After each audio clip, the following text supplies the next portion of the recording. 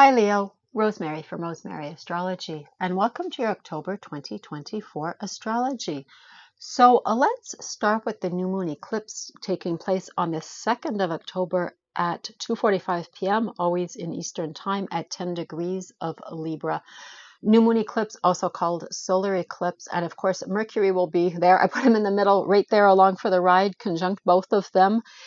Remember, eclipses are powerful change elements. So we talk about fated events, we talk about things being set in motion, but because an eclipse is a shadow, there's a blind spot. We can't really see it yet. And with a new moon eclipse, we talk about a new beginning, but again, something that is starting, but it is starting in a hidden way. So we don't really know what's going on. Bad time to start something on an eclipse, obviously, to launch something, to even make a choice or make a decision. And I always say, try to give yourself, the week before and after, because the eclipse energy is so intense. Remember, whatever you try to say or do is going to be hampered because you don't know the whole story. And sometimes it takes months or years before we know that whole story. Sometimes it's interesting to watch when another planet lines up at the same degree, regardless of sign.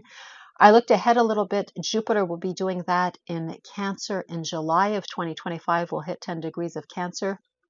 I do have a video about this eclipse for all of us on the Libra Aries axis. It's about self and committed partnerships or very, very close relationships.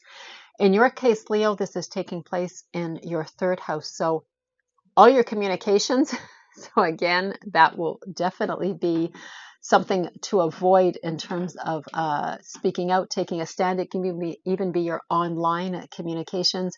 It's whatever is familiar to us. So siblings, relatives, cousins, even neighbors. It is our short trips around town. It's our day-to-day. It's even grade school, high school education. It is rumors and gossip as well. So maybe, that will come up and you'll think, okay, this is the story and I'm going to position myself. But again, there's going to be something happening in shadow. Mercury is related to all your communications, including, your thought process. The third is also our inner dialogue as well, our style of communication. Mercury likes to discuss things, likes to examine a lot of aspects, sift through a lot of information. But just, I wrote in my notes, play your cards close to your vest. So, that idea of wanting to express something or speak out, not really a good time around the eclipse. And especially as that does concern your third house. So really avoid, putting something out there online because you're operating from a position of disadvantage. And Mercury not only rules all discussions, all agreements, also rules commerce. If you're being called to agree on something, discuss something, negotiate something, doesn't even have to be in terms of actual commerce, but maybe siblings, you're going to all agree on something, you all have to discuss something and what your point of view is. Really, really bad. You have information missing. So do try to hold off on doing that as well, Leo. Now, the moon, who goes very fast, spends a little over 2 days in each sign, is going to be across and full on the 17th. I'll talk about that in a second. The Sun and Mercury remain quite close for the first week of October, so your focus and your thoughts continue here, again, still shrouded in darkness a little bit.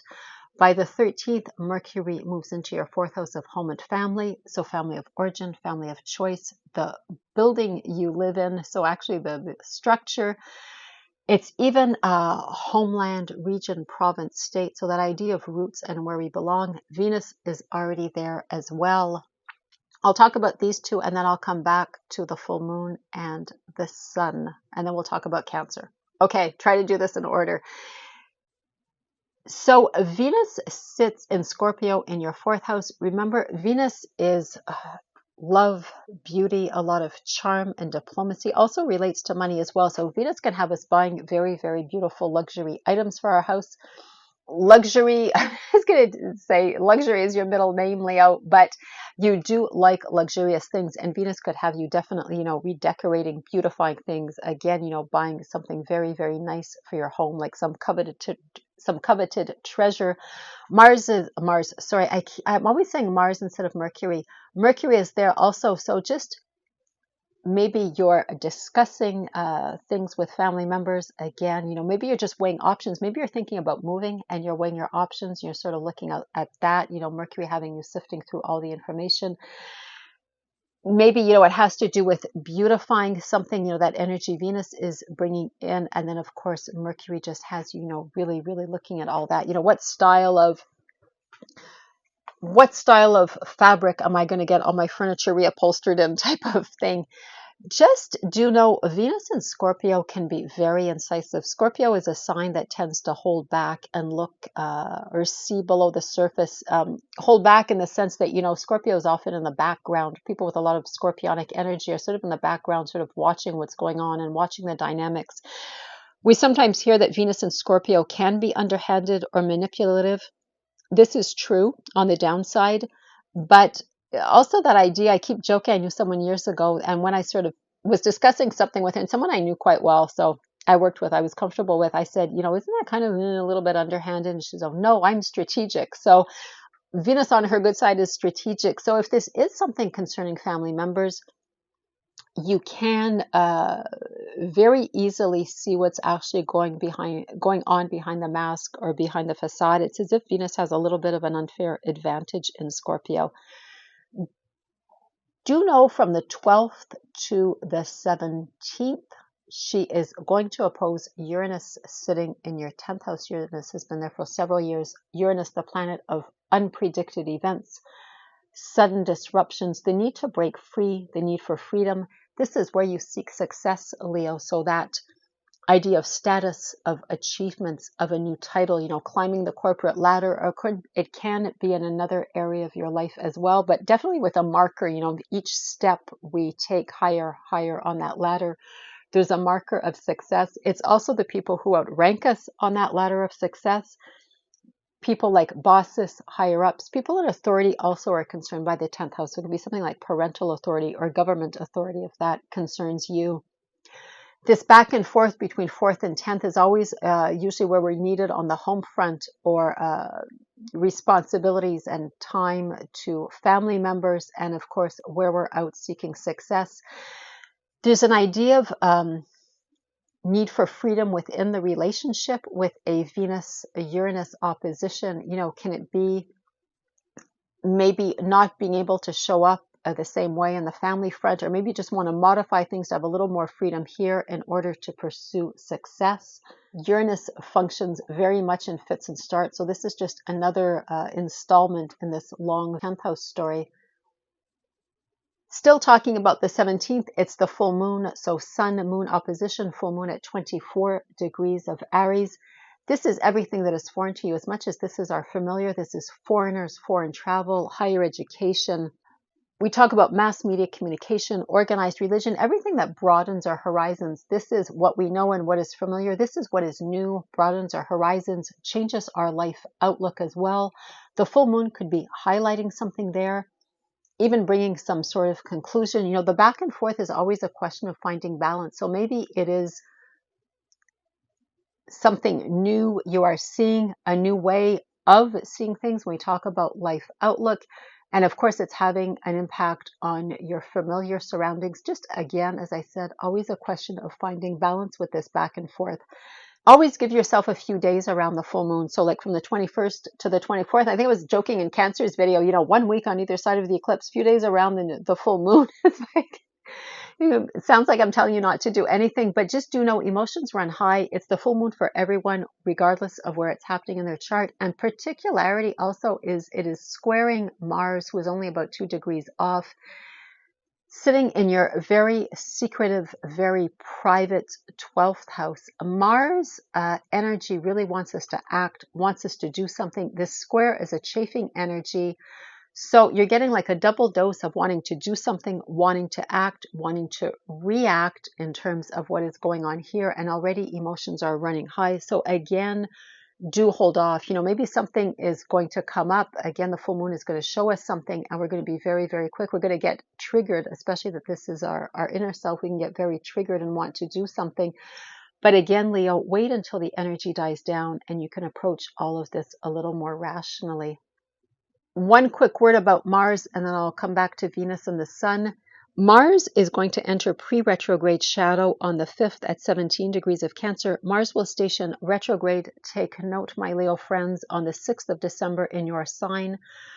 So part of that retrograde will be in your sign. Mars retrogrades only once every 2 years. Mars gets very, very frustrated on retrograde. If there's a planet that wants to go fast and wants to go ahead, it's Mars.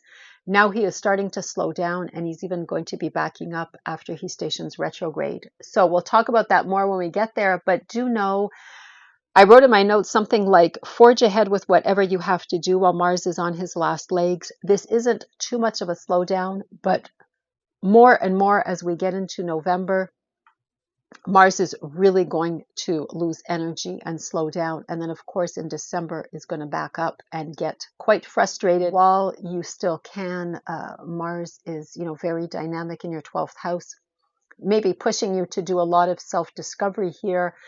But then it is going to feel very slow, and the progress isn't going to be as fast, and it's going to feel almost frustrating. So I'm putting that on everybody's radar so you know. On the 17th, coming back to the day of the full moon, Venus moves into your 5th house related to your sign, Leo. So very much I say about individual self-expression. As the house related to your sign, Leo, you definitely know that there's that feeling of, I gotta be me, with the 5th house. So this is all our creative pursuits, how we express ourselves creatively. It is all our pastimes, fun activities, what we do for entertainment. So very much a marker of who we are by what we like to do for fun. It's our romantic pursuits. It is sex. It is everything to do with children. Hence we get with the 5th house, recreation, creation, and procreation. Yeah, that's creation, recreation, and procreation. Yes, with the 5th house. Also, everything to do with children, be they your children, other children you're close to, just that next generation in your life. They can even be adult children that are just one generation behind you or after you. I shouldn't say behind you. That sounds awful. After you. Venus, of course, can have you getting involved in a new romance, can have you just deepening a romance, having more. I always call Venus, the warm fuzzy. So just, warm, intimate, close moments together, spending more time with a romantic partner, doing really romantic things type of thing. Just warm, fuzzy times with children as well, maybe doing more activities with them. We're talking about what we do for fun and entertainment. So you might be doing that again with children or with a romantic partner, just getting a lot of wonderful creative downloads as well, because Venus does relate to beauty also. And then, of course, on the 22nd, the sun is going to shift into your 4th house. Again, month-long stay, your yearly check-in on 4th house matters. Maybe continuing that conversation of whatever Mercury had you thinking about and what Venus brought up or what Venus saw was going on or what was begun with Venus and also with Mercury there, just having you check in. Sometimes, the sun is energy and brings our focus there and shines a great big spotlight. So nothing can be, sort of going on in the shadows as much as that's the case with the eclipse. So our yearly check, what's working, what isn't working. Sometimes changes need to be made. Sometimes, everything is okay. Sometimes it's just minor changes. But your focus is definitely going to shift to the 4th house from the 22nd on. And as I said, something that already began with Venus and Mercury there. So lovely, Leo. That is everything I wanted to tell you for October. I hope it was helpful. Let me know in the comments. Have a wonderful, wonderful month, and I'll see you in the next one. Bye.